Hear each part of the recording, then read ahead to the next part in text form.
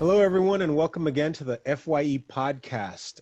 As usual, I'm joined by my co-hosts, Gerson and Jerry. And today we have a couple of guests. One of them is one of our student success gurus. And so I'm going to allow her to introduce herself. Hi, I'm Natasha Gonzalez. I am one of the student success gurus. I am currently majoring in civil engineering, but I'm not sure, that may change down the line. I am classified as a junior, though I'm going into my second year of school. And yeah, I'm excited to be here. Natasha, thank you for joining us. We're excited to have you and to have you part of this conversation. We have another guest joining us today, and I'm going to allow him to introduce himself as well. Hello, my name is José Rojas. I am part of student government, and I'm student government's first year internship program director. I am a senior right now at UTRGV, and I study biology. Awesome. Thank you for joining us, Jose. So as usual, we've got a lot to talk about. I invited Jose, and hopefully one of his fellow student government members will join us later in the conversation. But I invited Jose to talk about student government and particularly about his first year internship program. So Jose, I don't know, where would you like to start? Well, first with student government. Student government is basically UTRGV student body, student governing body. Basically, it's an advocacy network between all individuals in the organization advocating for the rights of students and making sure that there's a betterment in our university, in both sister campuses and other campuses throughout the valley. And the program I'm directing is the first year internship program. It is basically an extension of SGA, and it's a leadership program for incoming freshman students to be able to know more about the organization and know more about the university and try to find resolutions for some issues that the university might be having so that they can find a way to better the lives of students in the university. And especially in this in these difficult times, we realize that UTRGV isn't really a building, isn't really a place where it's located at. It's in reality, it's the students. So that's something that we've realized now that everything's through teleconference. So we're trying to find a way that everything will be more feasible for students to complete their courses and have the most normal of an academic life. And that's some of the issues that the FYs, that's what they're called, the interns, the FYs will be looking into, and other issues in regards to the university. Awesome. All right. You guys have any questions for Jose now that we have him here? I was gonna say, so the internship programs are only for the first year students? Yes, the internship program is for only for first year students. Okay. So how it basically works is that it's not just freshmen, but it's first year. So that's why it's always called first year right. Or just first year freshmen. Mm-hmm. Because what happens is that many students do attend college at a very young age.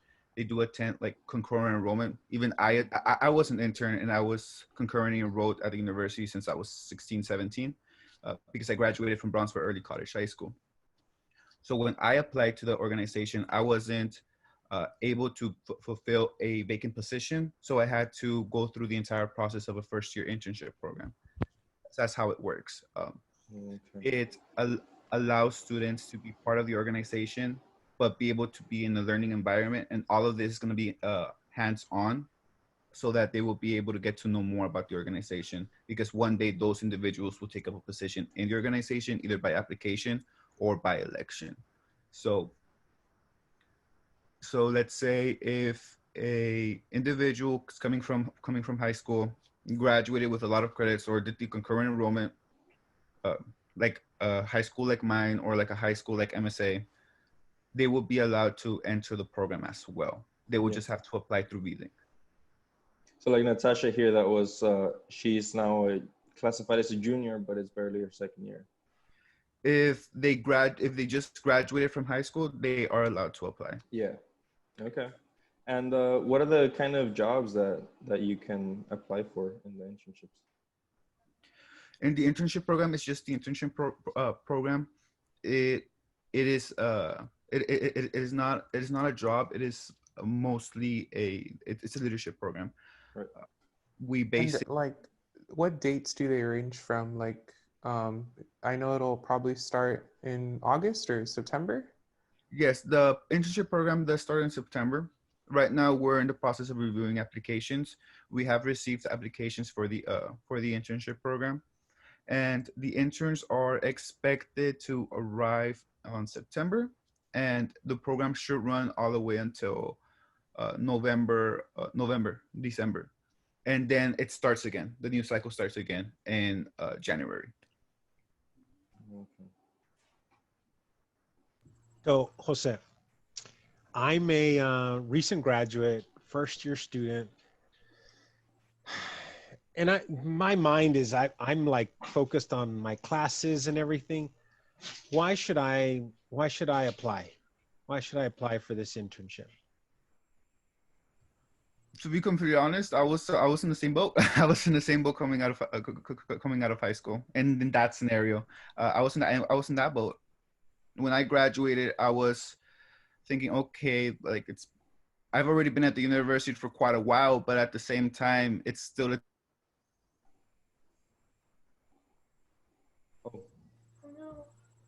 Uh-oh, we've lost no. Jose. So he'll probably jump back in. Okay. Hopefully But soon. That was pretty interesting that you were saying. Yeah, that was an interesting. At least he was starting out with an interesting thought on why we should get involved. What do you think? So the rest of our team here, what do you, as a first year student, what is the mindset that a first year student has as they're coming into the university? Do you think they're thinking about like internship opportunities or extracurricular types of things? I sure wasn't. Yeah, For me sure. neither. Yeah. Yeah, I Which, think like, a lot of looking us. back at it, most of those programs were already being fulfilled by seniors and more like advanced students that like took more classes and like have like a higher, I guess, portfolio like under their belt. And I think it's great that they're limiting it to only freshmen, because then that just gives like an equal playing field for anyone that's interested, that's like incoming to UTRGV. That's true. You were going to say something, Gerson?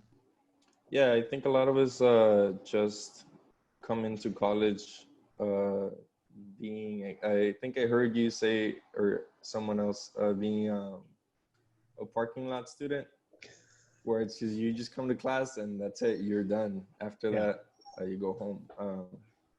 And I think it's because No, go ahead. I'm sorry. No, I was gonna say that it's just we would rather do the least we can. Oh, there he is. I think it also comes down to just like having like an adjustment period, because like, yeah, we've had, me and some of my friends, we've had concurrent enrollment, dual enrollment classes, but it's not the same. Like, it's still like on a 6-week basis. It's still like a high school mindset.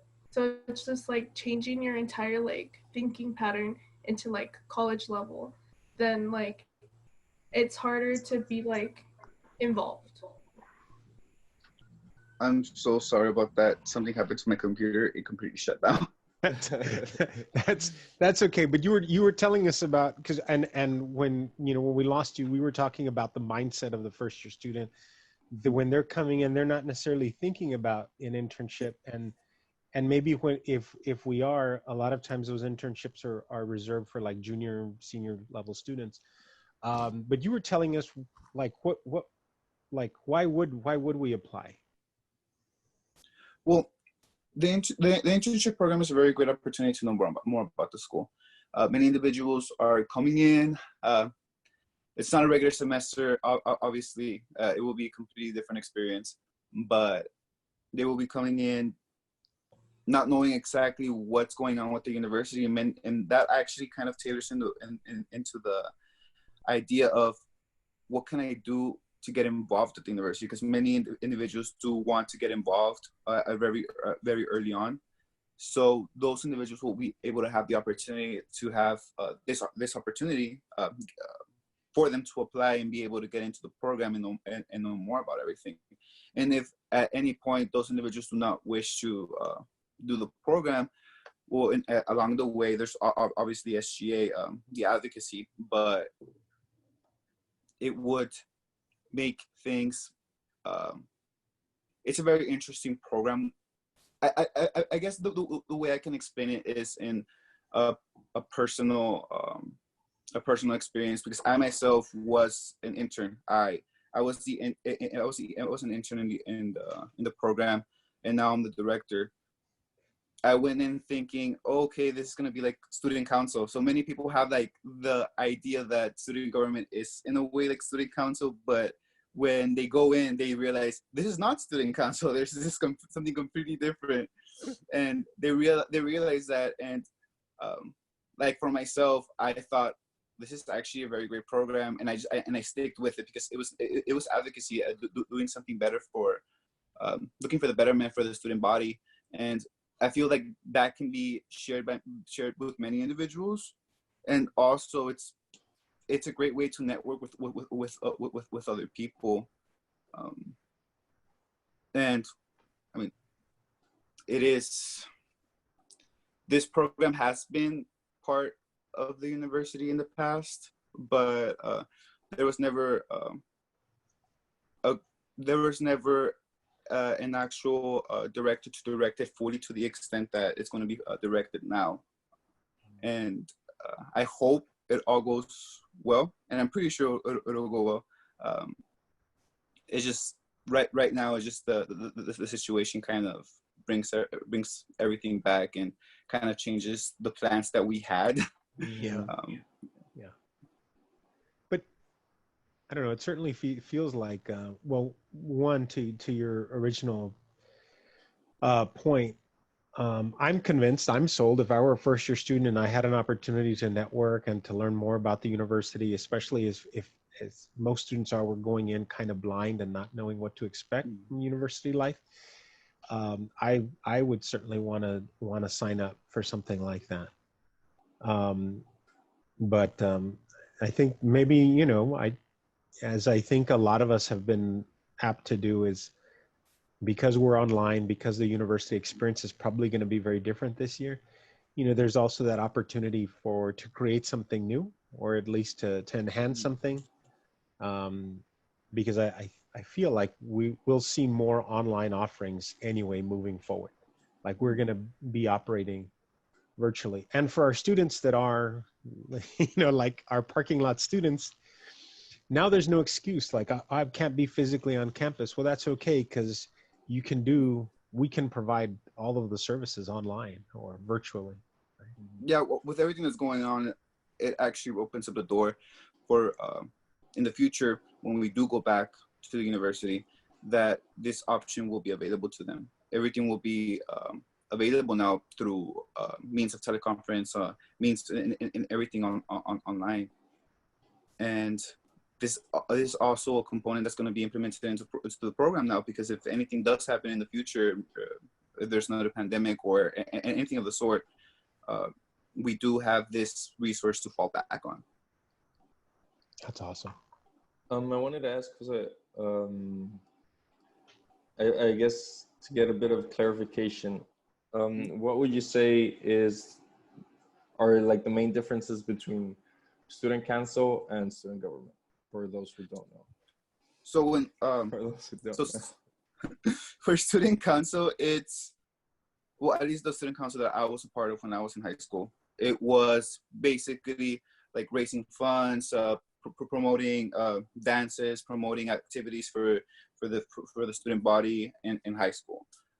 But in the university, which is actually a student government, it's actual advocacy work and actual trying to form up legislation in order to pass it, in order to get opportunities for the student body, and try to see if there's anything that we can do to help the student body as a whole, and not just the majority, but also the minority and the majority as a whole. And it is obviously student government can do activities as well, but obviously because of the current situation, we cannot, and we have to do everything through teleconference. If anybody will want to know more about the organization and how it all works, we always have Senate meetings every single Wednesday or every single Monday of every other week. And every student is allowed to attend those meetings. They just have to request the link, and they'll be able to go in and be able to see student government in action. That's awesome. I have a question. What's the application process like? Like, right now, you said they're reviewing applications, correct? So, Yes. So when is like the deadline to submit an application like that for maybe next year if prospective first year students are listening back on this podcast? When would be like a deadline, around what time? Okay, so right now the deadline for August, I'll get to the deadline in spring in just a bit, but the deadline for August is August 15th for this for this upcoming term for the fall.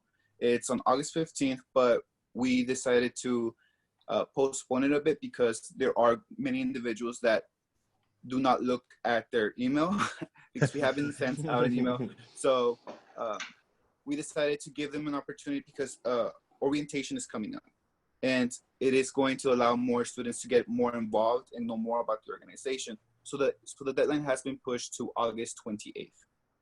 And for the spring, that's still in the works because first of all, we have to get all the first year interns for the fall and make sure that they do graduate from the program. And I believe you were asking also about, what was the other question you asked about the process?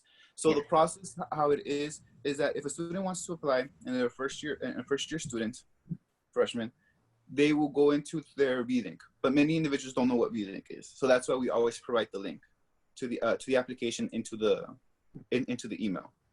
So they can click that link, or if not, they can just log into UTRGV with their credentials and click on the V-Link page, and it will transfer them to the link, and they will just have to search in the search bar student government, and then the Student Government Association V-Link page will pop up. They will just click that, and they will go all the way down to forms where they will fulfill the first year internship program application. And it's not a very lengthy application. It's just ask a couple of questions, and it also requires a resume and it requires your class schedule because we do have to meet bi-weekly so that we can understand what's going on in the process of trying to finish their final project and everything that they're doing in the organization. And I just had a question on two different things. So, like, since this is for entering freshmen, I'm guessing the GPA requirements aren't that strict, or if not, just non-existent. And also, what are the day-to-day duties that someone that would do an internship like this, what would that like entail? The GPA requirement is not really required for first year students in the first semester, because it is a first semester. We don't have anything to go off by. So GPA is obviously going to be listed to the resume, but that's something that's going to be done with everything's going to be going through eligibility. They check their eligibility reports to see if they're eligible to like have that full-time status. That's in reality, that's only that's required, a full-time status at the university in order to apply to the program and get in. So GPA is not a defining factor for the fall, and GPA will only be taken into consideration because there is a 2.5 GPA restriction for students applying, but that restriction is only for the spring. But it's not a GPA is not a factor. GPA is only a factor of eligibility. GPA is not a factor of the hard work and determination that an individual may give, because there's been a lot of cases in the past that many individuals that have a low GPA end up excelling in certain aspects, and that doesn't entail how much dedication that individual puts into a project or anything in their life. And for the day-to-day operations for the FYIs, so it is kind of like an intense program in a way, but it's not. It does require work, like anything in any organization. It does require work. That at this point, it's just if the individual thinks that they'll be able to handle the academics and handle being part of the internship program, because they won't have to travel. The program is going completely online until everything calms down and everything's like we're in the clear with everything that's going on. And the operations will be basically 2 monthly meetings. One is going to be educational and the other one's going to be hands-on. There's going to be activities and activities that will lead into projects throughout the semester and their final project at the end of the semester. There will be getting into contact with other senators, and they'll be getting into contact with the executive team, and they're going to be getting into contact with the judicial, and they will also be getting into contact with other organizations at the campus. They're also going to be getting into contact with the departments at campus. It's in a way, it's prepping them for what a senator or an executive or a judicial branch member does in the organization, because senators do have to meet with the head of the department at times. They do have to meet with deans. The senators do have to meet sometimes with other university officials in order to conduct business, and that's something that's going to be exposed to them at a very early course throughout the semester. Oh, that's good to know. Thank you for clarifying. Also, they do get a mentor. Every single intern does get a mentor. The mentors are part either of the executive or the legislative or the judicial branch, and they will be facilitating the learning process. And then I have to meet with the interns every other week in order to see that everything's going great, and I also have to meet with the mentors. The program is a group effort with all of us at SGA. We're all trying to do our best for first year students so that they can be exposed to all of this at a very early time. Awesome. Thank you. Mm-hmm. So I guess, oh, go ahead. I'm sorry, I just had one more question. So I don't know if we already went over this, but where can a student go if they're 100% interested, they're ready to start looking into this? What website or what resources can they be directed to? Yeah, they can contact me with my email. I've been posting a lot at the UTRGV student page in regards to the program, and they can also contact the SGA general email and just put on the subject bar what it's about the FYI program. They can contact any SGA member, and they'll just direct them to me. I myself I am the director of the program, so I will be able to see if an individual is interested in applying in the email. And also, we are listed on VLink.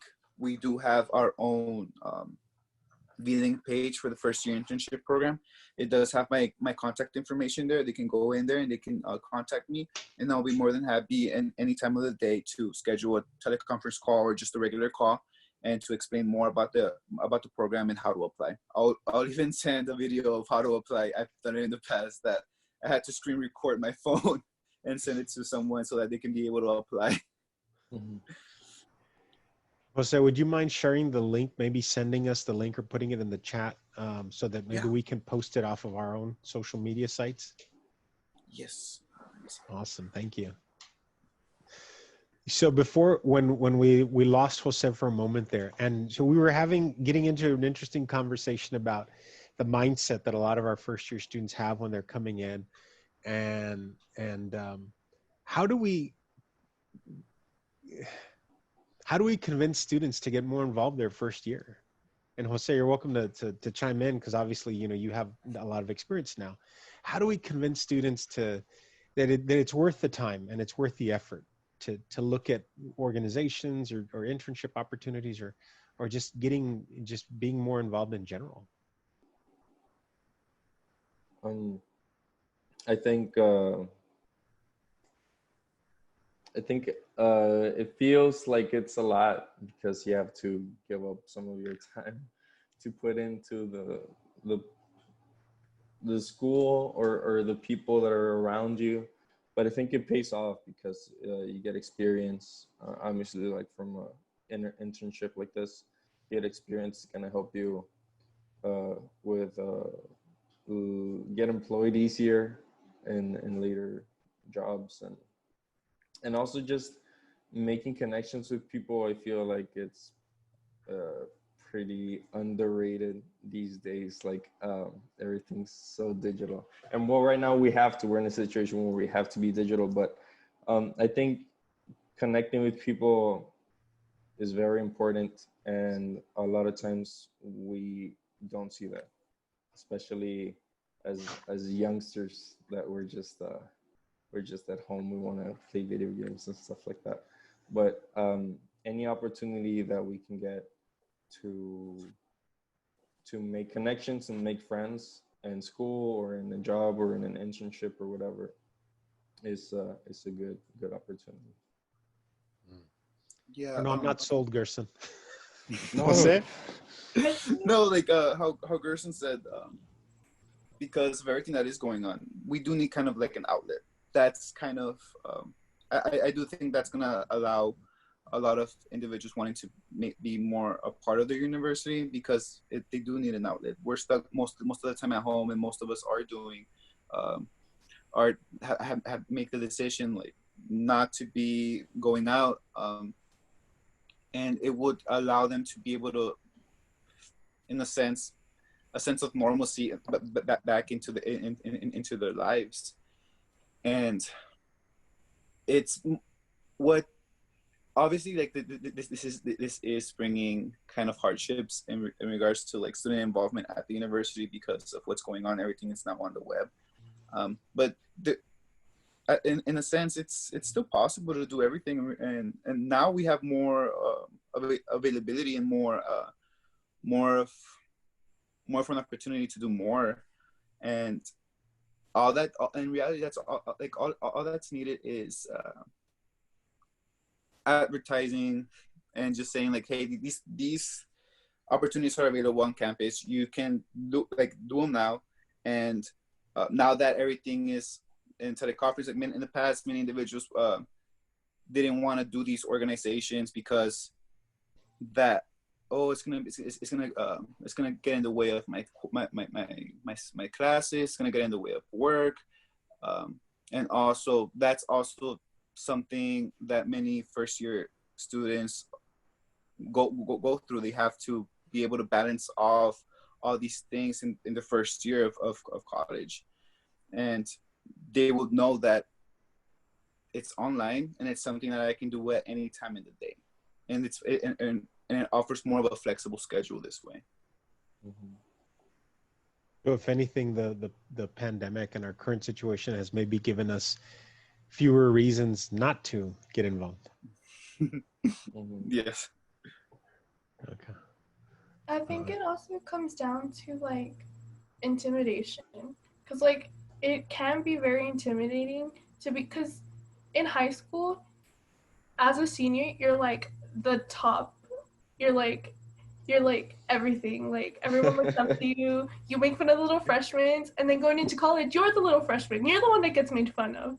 So like, it's really intimidating to like, even like in Zoom calls when like everybody knows each other and you just like try to join. It's kind of like, whoa, like this environment is kind of like.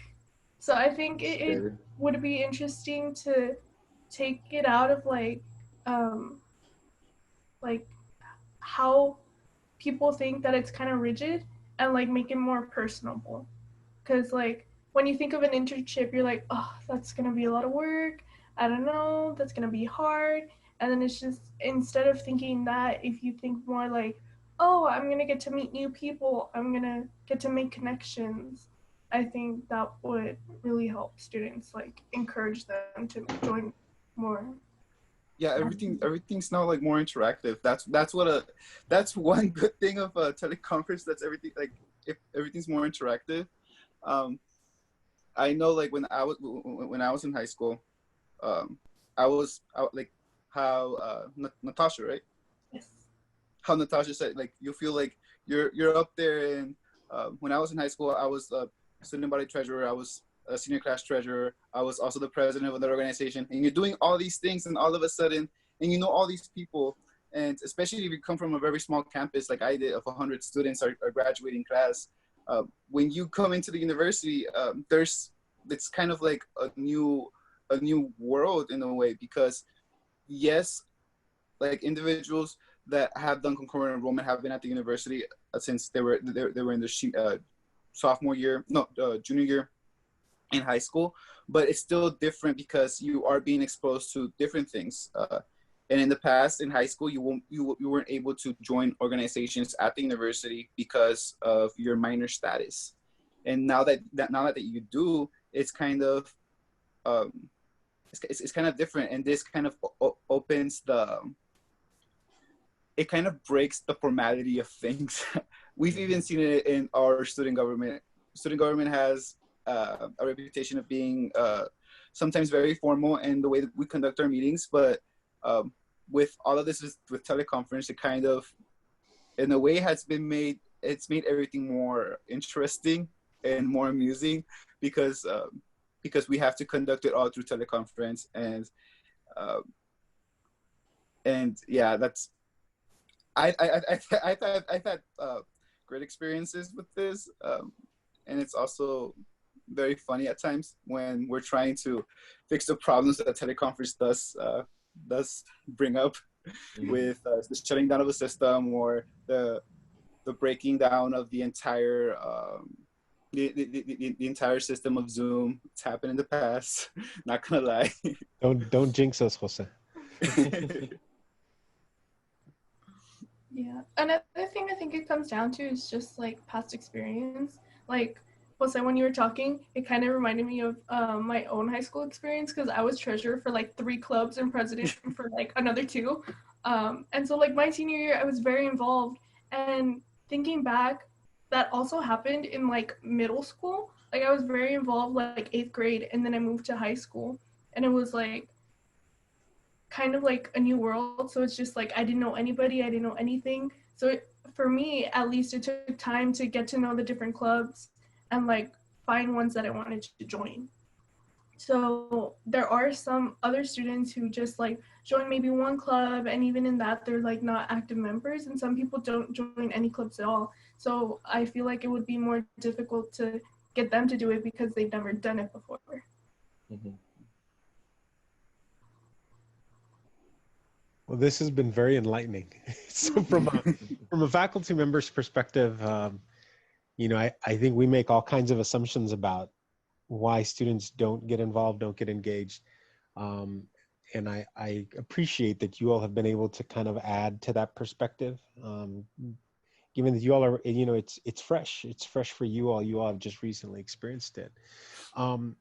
So we're coming to kind of like the conclusion of this episode of the podcast. Are there any final thoughts we want to leave for our guests?